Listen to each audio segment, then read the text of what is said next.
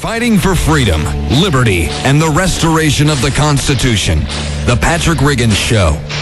Call in now at 865-243-8255. That's 243-TALK. And now your host, Patrick Riggins.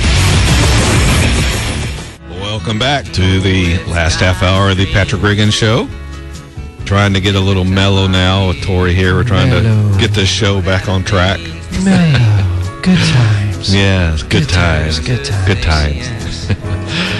Coming back in, again, welcome to the Patrick Riggins Show. Yes, Tori sleeps. We'll try to keep it quiet so we won't wake you up. This is Patrick Riggins, and this week, well, for the past few weeks, we have been just stomping around the world looking for another war to start, it seems like. The Congress has been debating a bill to impose sanctions on Iran because they are supposedly developing a nuclear bomb. Now, whether they are or not is the subject to a lot of conjecture and no real evidence. An interesting aspect, and one that I think clearly demonstrates the liberals and conservatives are really very much alike, it's the fact that the very people now saying we have to go teach Iran a lesson about trying to build a nuclear bomb, which all we have is, again, circumstantial evidence on. These same people are the ones that were deriding President Bush for wanting to go to war with Iraq under these almost exact very same conditions. Over and over we heard how he was a warmonger, and now that their guy's in office, all of a sudden it isn't such a bad idea doing the same thing to Iraq's neighbor. One of our favorite congressmen, Dr. Ron Paul, addressed this on the House floor the other day, and I want to play you a couple of clips from his speech, starting with this one. I think this bill would be better named if we called it Obsession with Iran Act 2012. Because this is what we continue to be doing, is obsessed with Iran and the idea that Iran is a threat to our national security. He also goes on to explain how Iran is not a threat to our country. Iran happens to be a third world nation. They have no significant Navy, Air Force, intercontinental ballistic missiles. The IAEA and our CIA said they're not on the verge of a nuclear weapon. It's so similar to what we went through in the early part of this last decade when we were beating the war drums to go to war against Iraq. And it was all facade. There was no danger from Iraq. So this is what we're doing, beating the war drums once again.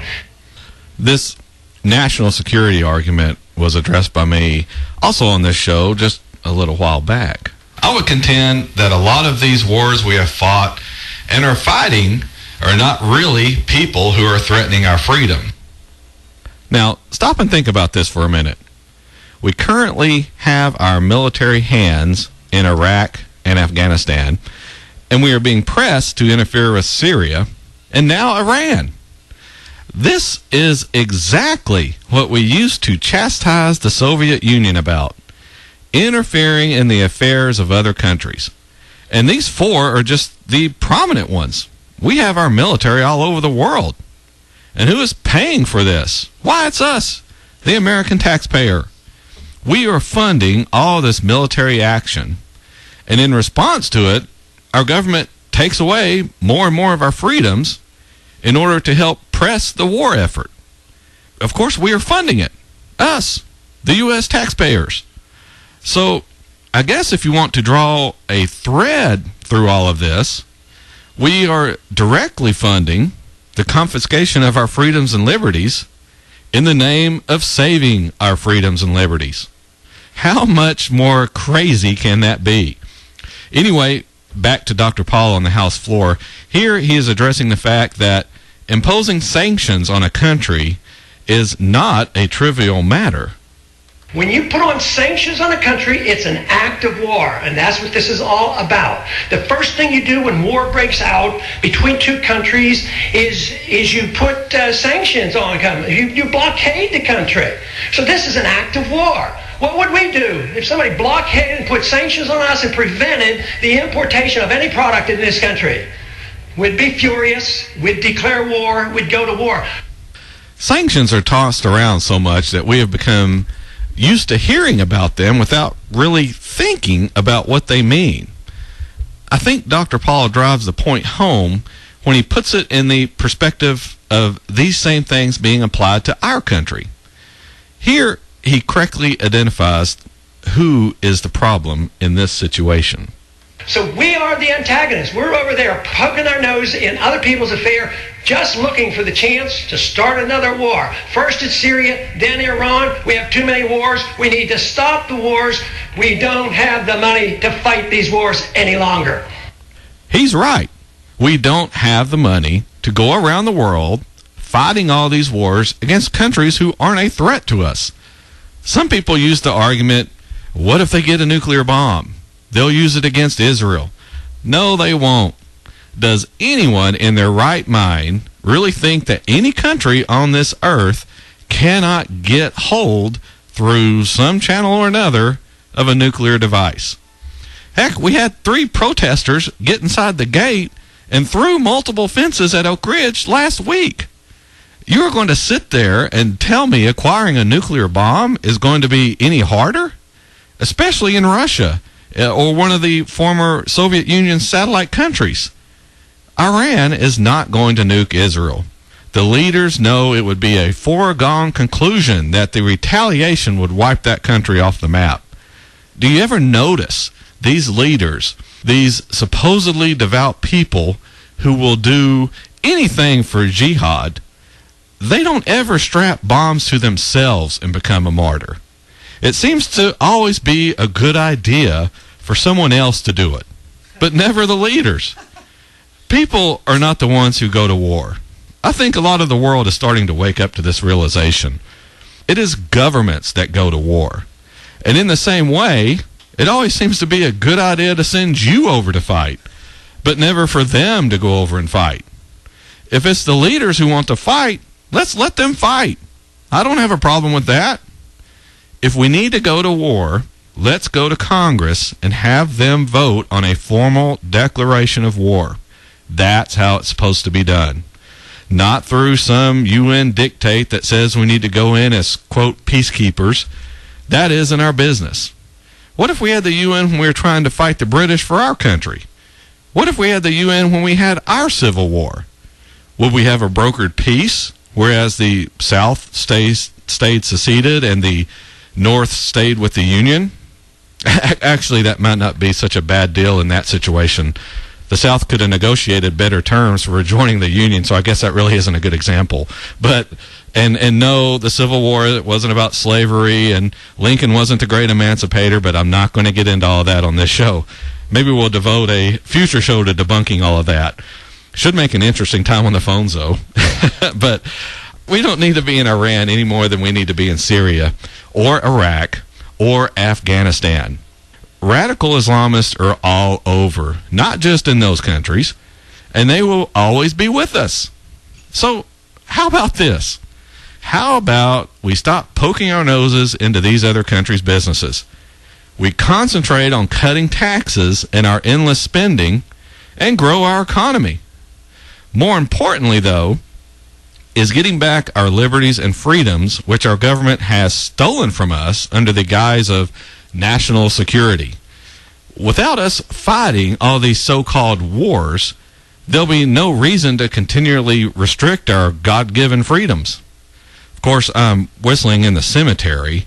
There is not enough hurt and pain. Exactly, Tori. There's not enough hurt and pain in this country to prod the population into doing anything yet. There are too many people who are living off the work of others right now.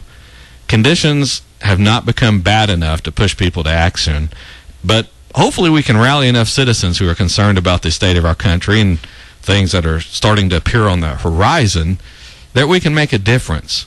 We can begin turning this ship around.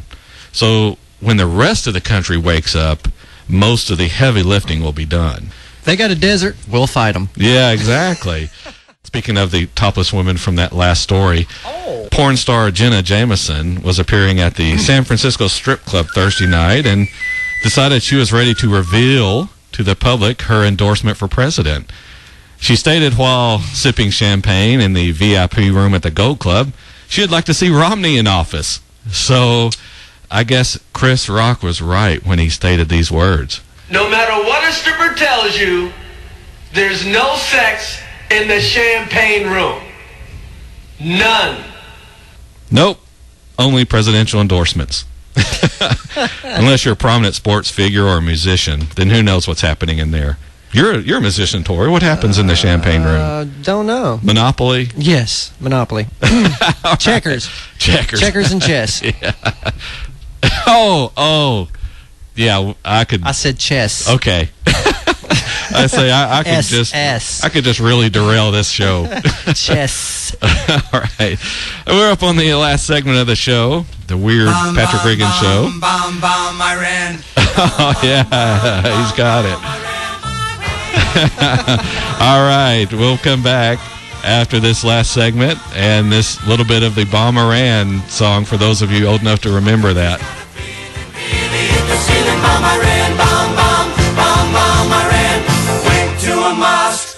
Throw some rocks, tell the Ayatollah, gonna put you in a box, bomb Iran, bomb, bomb, bomb, bomb, bomb. Speaking of the topless woman from that last story, porn star Jenna Jameson was appearing at the San Francisco strip club Thursday night and decided she was ready to reveal to the public her endorsement for president. She stated while sipping champagne in the VIP room at the Gold Club, she'd like to see Romney in office. So I guess Chris Rock was right when he stated these words. No matter what a stripper tells you, there's no sex in the champagne room. None. Nope. Only presidential endorsements. Unless you're a prominent sports figure or a musician, then who knows what's happening in there. You're a musician, Tori. What happens in the champagne room? Don't know. Monopoly? Yes, Monopoly. Checkers. Checkers and chess. Yeah. Oh. Yeah, I could. I said chess. Okay. I say I could just really derail this show. Chess. All right. We're up on the last segment of the show, the weird Patrick Regan show. I ran. Oh, yeah. He's got it. All right. We'll come back after this last segment and this little bit of the Bomb Iran song for those of you old enough to remember that. Bomb Iran, bomb, bomb, bomb, bomb Iran. Went to a mosque, gonna throw some rocks. Tell the Ayatollah, gonna put you in a box, bomb Iran.